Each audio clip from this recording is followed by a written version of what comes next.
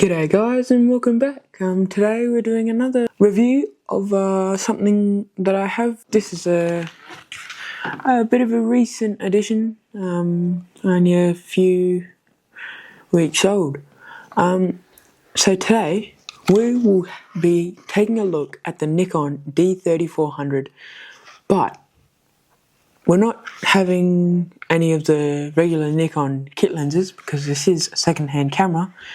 And what I did buy it with, which I reckon was the best thing I probably could have bought with it, the Tamron 18 to 270mm f3.5 to f6.3 lens. Is this the best beginner one camera, one lens setup that you can get used and cheap? The Nikon D3400 is already known for its lightweight and compact design. With the Tamron to 18 270, it adds a bit of heftiness. It's still manageable, especially for a one camera, one lens solution. That's pretty good. The build quality of the lens feels alright. The little grip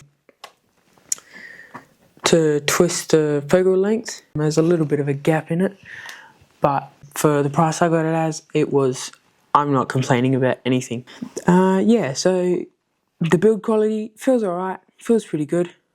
And the lens features Tamron's VC, or what they call it. It's vibration compensation for smoother, if you're doing handheld shots. What about the lens? Because a camera isn't anything without a good lens. And this Tamron to 18 270, it's probably the best of both worlds. You got wide angle at 18mm at f3.5, and then you can go to telephoto at 270mm. This is especially great for if you don't have a camera bag or you're doing traveling, portraits, landscapes. Basically, if you don't want to have to keep on swapping out lenses, this lens is pretty good. Especially the aperture you get it at, and nowadays it probably only costs $200-300, which is a pretty good deal for something with such good stats. So what about the actual body? With the 24.2 megapixel sensor of the Nikon D3400, basically if you pair it with pretty much any lens, it'll do some pretty good, nice shots. But what about how will the Tamron lens perform? Because it is quite a large focal range. You'd think there'd be some drop-offs. Well, at 18mm, they're nice and sharp, nothing to worry about with it. But if you go all the way out to 270mm, there is a slight drop in how sharp the image is. The aperture you can get at 270mm is f6.3, so it isn't the greatest, but it's pretty good for just a cheap lens. So what about pairing them both together? Well, what is something that we all wish our cameras were better at? Low light performance. With a variable aperture, we got f3.5 to f6.3 at 270mm. It's not the best, but you will need to increase your settings, get a tripod, or make your ISO a bit higher. But that can make your photo quite noisy, and also if you lower your shutter speed, you'll get some motion blur, especially if you're using handheld. But with the Tamron lens, it does have vibration compensation, so it does help stabilize a little bit. So what about the autofocus and the handling of it? Well, this body is, the autofocus is pretty basic, as it is more of a beginner friendly camera, teaching you basically how to use manual mode and things like that. It's pretty basic, but the lens does have an autofocus mode in it. It's alright, it performs decent on a sunny day, on nice conditions. It can't lock on fast, but for most situations it's pretty good. But that's, again, I think what I said before, at low light, especially using going all the way out to 270, it doesn't really like it. It takes a little bit longer and sometimes locks onto completely the wrong thing, which I don't really like, but I won't be using this very much, mainly if I want to do maybe like a comparison between my Canon R50 and the Nikon D3400.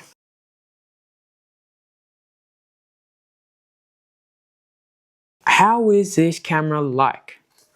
Well, the Nikon D3400 with the Tamron 18-270, you're looking at a budget-friendly, all-in-one, like one lens, one body solution.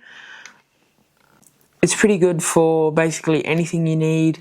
You don't have to swap out lenses or do a lot of things, which sometimes can mean getting the shot and missing the shot. But, you know, it's great for casual photography, you know, going out there every now and then, taking some photos, putting them into your phone, you know, posting them or just keeping them.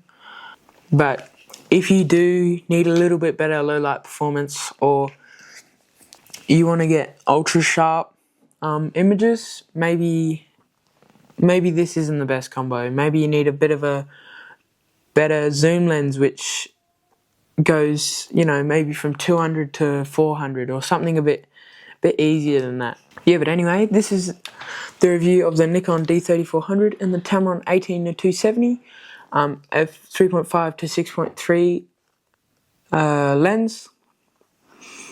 And one final thing, how much did this combo cost? Well, usually it might cost maybe $400 to $500, but I was very lucky and I got it for $70 with a battery and a battery charger. The only problem I did find, which I don't really care, is it didn't have a lens cap and it didn't have a SD card, which I've just put one of my old ones that I never use in it just for now, but I've ordered one, so you might see it in the shots later on. What about the details? Well, we got one SD card slot, we got one battery slot, we got all modes, manual, aperture priority, auto, program, whatever, all of the normal ones you find on a interchangeable lens camera. And then we've also got some other feature sort of things. So we got like night portrait, no flash, landscape, sports, children, you know, things like that. On the back we've got a screen. It's non-touch screen and it doesn't flip out, which isn't amazing if you need to do any sort of low shots or you're still finding your way around the camera, as I'm sort of doing. It does have a flash. It's pretty good. What I do find annoying is, what I also like about my Canon R50 is I rarely use flash when I'm taking photos, and having this pop up every now and then is quite annoying. Like with the R50, which this is being filmed on, you need to manually flip it up, which can be annoying if you're using it a lot, but for this I don't really need it, and it's more of an annoyance than a real sort of helper. But apart from that, it's pretty good. I'm very new to the Nikon and third-party lenses sort of thing, as well as DSLRs, so the photos might not be the best, and you're probably just thinking, what am I talking about? I don't know what I'm talking about, but you know, first impressions, this is pretty good.